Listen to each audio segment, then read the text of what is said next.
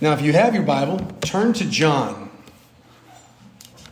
The Gospel of John. We're going to be looking, as we look at it, I think there's several different examples that you can see a progression of faith. One of those is John chapter 9, another one John chapter 4, and here we're going to look at Nicodemus. And we're going to see how there's a progression all the way through in this man's life. Now, at the very beginning, you don't have to turn to it. If you want to write it down, you can. At the very beginning, after Jesus is resurrected, for 40 days he was on the earth. And in 1 Corinthians chapter 15, it talks about the people that he saw. And he says at one time more than 500 people, which is amazing. It's astounding that they got to see the resurrected Christ, resurrected Jesus in the flesh. And then he ascends up to heaven. And then you look in Acts chapter 1, verse 15.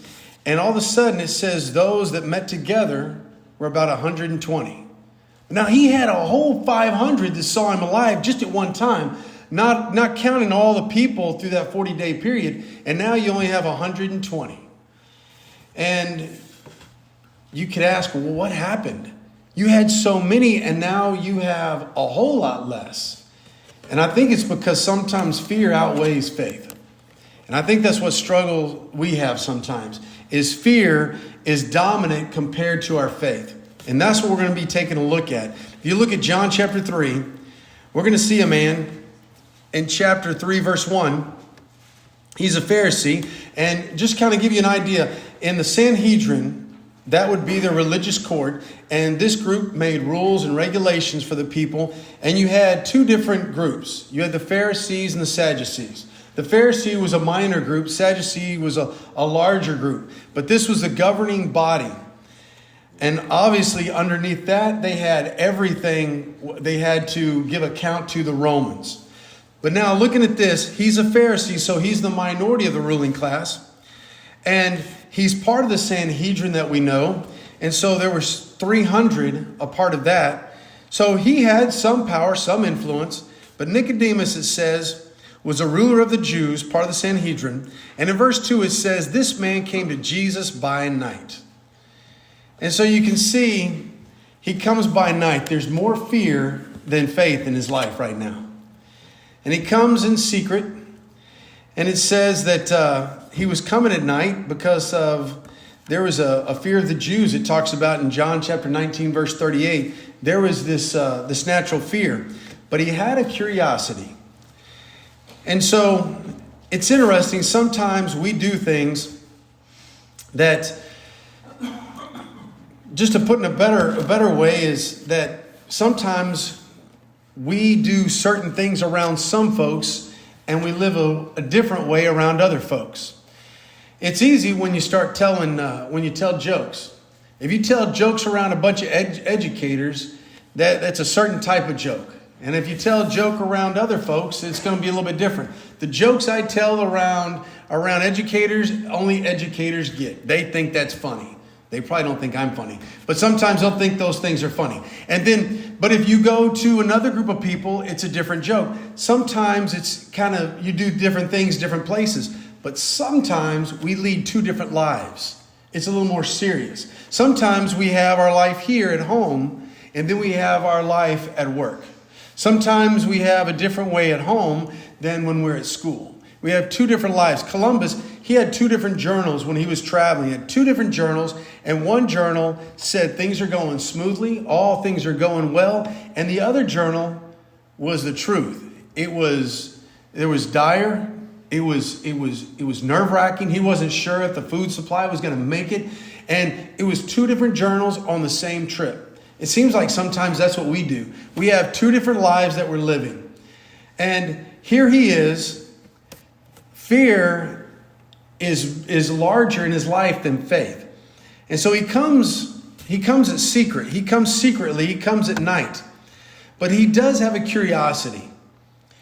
And in 1 Corinthians chapter 6, 9 and 11, very similar to Columbus, when he had these two different journals, living these two different lives as this crew was trying to make for the new world. And 1 Corinthians chapter 6, 9 through 11, it talks about these are all the things that you did do at one point. And it lists a whole host of sins, but it says you were washed, you were sanctified, you were justified. And so sometimes it's easy to go back to that way of life. Sometimes here we have our spiritual life, and then we go back home and it's totally different. Our speech is different, our actions are different, and that shouldn't be so.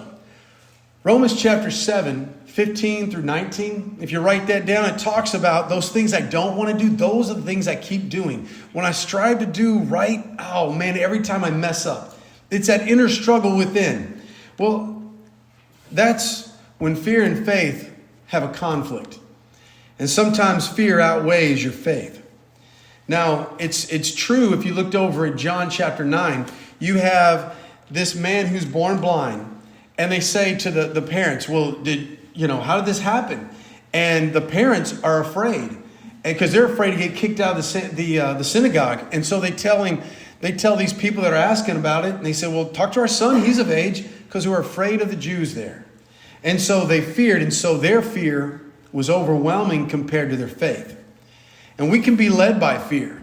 Sometimes it's a fear of acceptance, of position, of job, security, society, and it kind of runs. Instead of our faith taking the lead, sometimes fear takes the lead. And it's a little different because there was Peter was incarcerated. He was jailed, he was in prison. In Acts chapter 4, it said in verse 29, he'd gotten released, and they're so excited, and then all together they prayed. And they prayed so they could speak the word of the Lord boldly. There in verse 29. And there was a reason, because fear obviously was driving that. Their fear was stronger than their faith. And so they were asking for boldness. And then verse 31, you see in Acts chapter 4, all of a sudden they got boldness. They went and they spoke the word of the Lord boldly. And so for us, there is a time period when faith can be stronger than your fear. And they went to the right person. They went to God. Now, what leads our decisions? You think about sometimes it's those people that we hold at esteem. Sometimes our coworker, our classmate.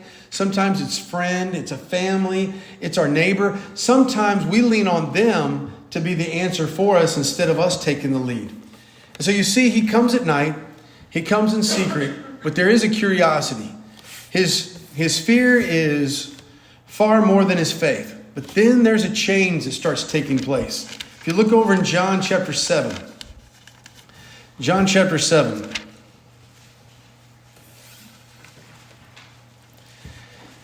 In verse 40 it says, when they heard these words, some of the people said, this really is a prophet. And others says, this is the Christ. But some say, is the Christ to come from Galilee? Has not the scripture said that Christ will come from the offspring of David and from Bethlehem and the village where David was? In verse 43. So there was a division among the people over them. Some of them wanted to arrest him, talking about Jesus, but no one laid their hands on him. The officers came up to the chief priests and the Pharisees, who said to them, why did you bring him? The officer says, no one's spoken like this man. And the Pharisees answered him, have you also been deceived? Have any of the authorities or the Pharisees believed in him? But the crowd did not know that the law was accursed. And then it says there in verse 50, Nicodemus. Nicodemus, who had gone before, we saw that in chapter 3, who is one of them, that means one of the Sanhedrin, one of the religious court, said to them, does our law judge a man without first giving him a hearing and listening to what he does? And then they replied, are you too a Galilean? Search to see that no prophet arises from Galilee. So he was coming in secret, and now all of a sudden there starts to be some separation. Now, while he was curious, now he's concerned. And so you see that fear outweighed faith, and now you see there's a balance of fear and faith here.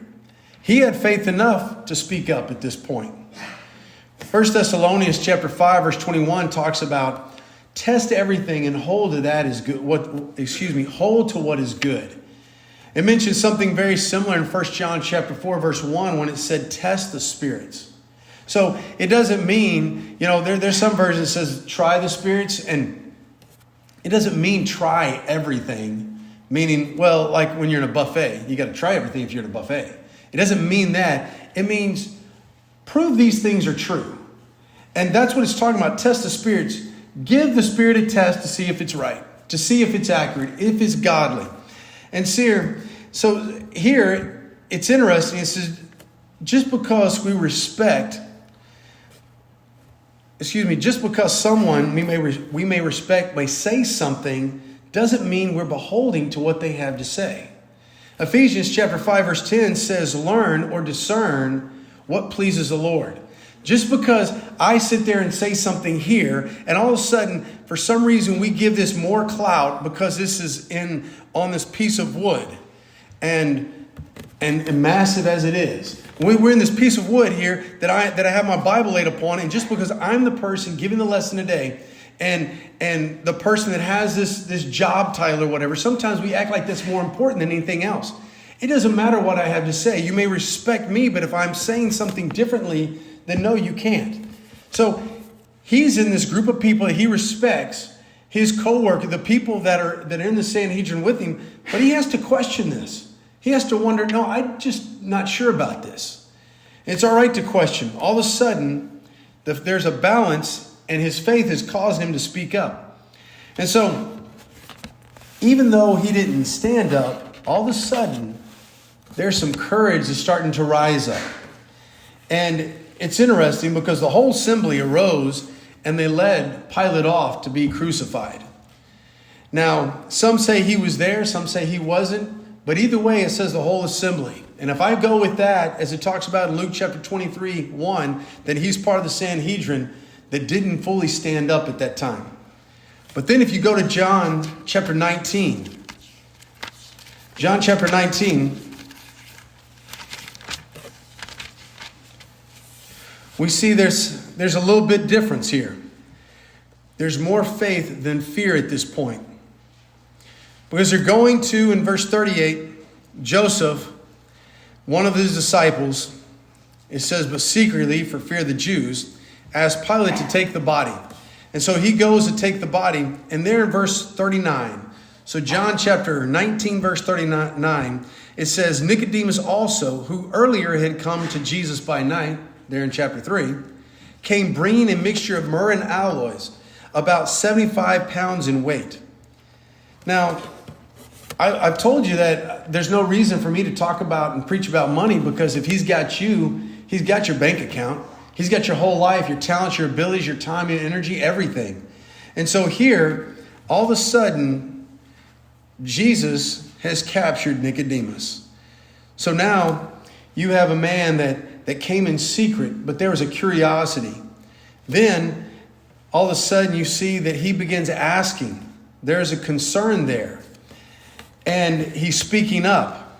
And now, you see, it says that he accompanied. He was with him. And so he accompanies Joseph of Arimathea. And while accompanying, it says he bought all these things that he brought, 75 pounds of these things. Now, it's interesting because now he's standing up. That 75 pounds, if we put it in today's money, it's about $150,000 to $200,000. That's a lot of money. He's putting his money where his faith is. And so now, all of a sudden, things change. He was a man of fear, and fear ran him. And then there became to be a balance. And then all of a sudden, now his faith, it's still in the show. At this point, he's no longer going to be that person that cowered down and would just ask questions or come to him at night curious. He now is going, and he's going to take this to Jesus. And so they took the body of Jesus and they bound it with this cloth and these spices, as was their custom. So now everybody knows this is the enemy of the state, public enemy number one. And he's going, and he is now declaring, I'm with him. That's huge. That means his faith has won the war. We have to make sure we have faith enough to stand up. 1 Timothy chapter 1, verse 7 says, he didn't give us a spirit of fear, but he gave us one of power, love, and self-discipline, which means he gave us one of power means you can. He gave you one of love that says you must, and gave you one of self-discipline that says you will. He gave you a spirit of I must, I will and I can. And so with him, he's proving that he actually has that spirit, not of timidity, but he's got that spirit of faith. Ephesians chapter 6, we mentioned earlier this morning, verse 13 and 14, talks about when you've done everything to stand, stand firm then. So we see a difference of Nicodemus now. In Hebrews chapter 10, and I'll read Hebrews chapter 10.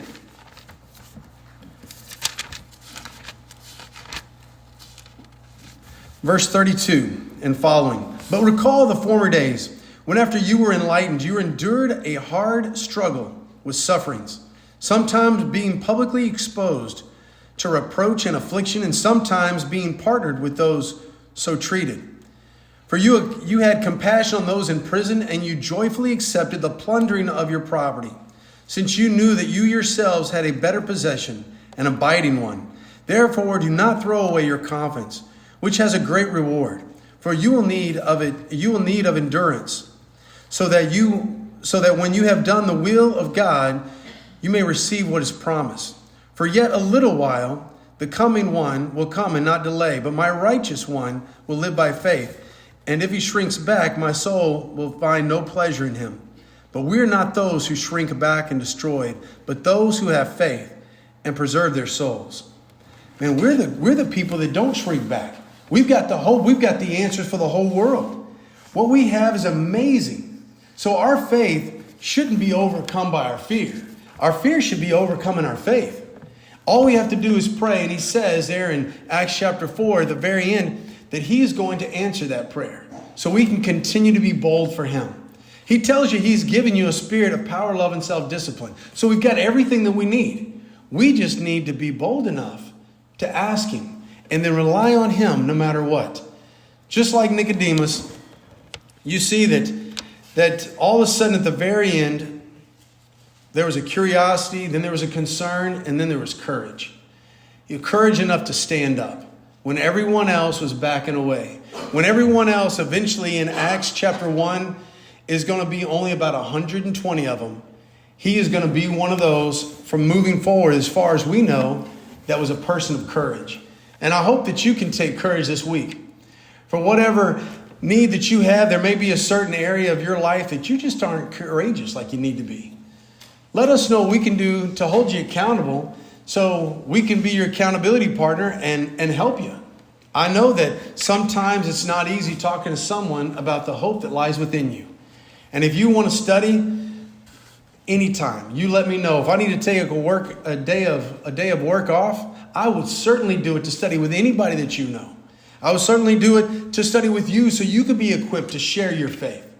But whatever, don't rely on fear. Rely on the faith that we have. We have an amazing God that's given us an amazing gift. But whatever need you have, please come while we stand and sing.